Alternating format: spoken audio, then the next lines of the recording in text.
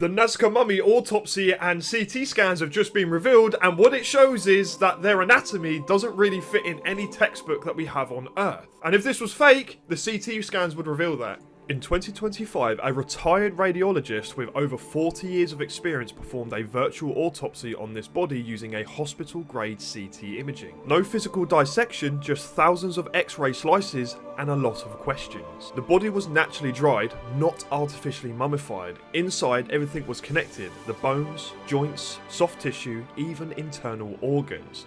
More importantly, the scans showed biological responses to injury, bleeding, healing, and structural changes. This tells us this was once a living biological being. The first thing that people noticed: the hands. 3 fingers, 3 toes. But here's the key: this isn't amputation or deformation. Each digit has full bones, joints, ligaments, and spacing that don't match known human anatomy. CT scans show the structure is internally consistent all the way down.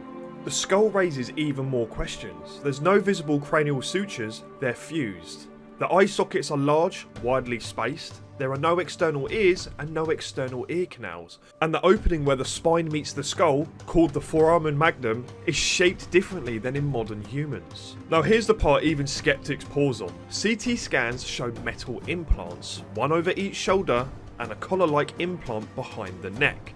But the critical detail: new bone has grown into the neck implant. This only happens if the implant was placed whilst the body was alive. The scans also reveal catastrophic injuries: a deep penetrating wound on the neck damaging the spine. There was a massive internal bleeding, collapsed lung, and partially collapsed heart. The radiologist concluded that the cause of death was severe trauma and blood loss. The researchers say this body does not match any known human syndrome. They don't claim to know what it is, only that it doesn't fit what we currently understand. So the real question is, what is Sebastian?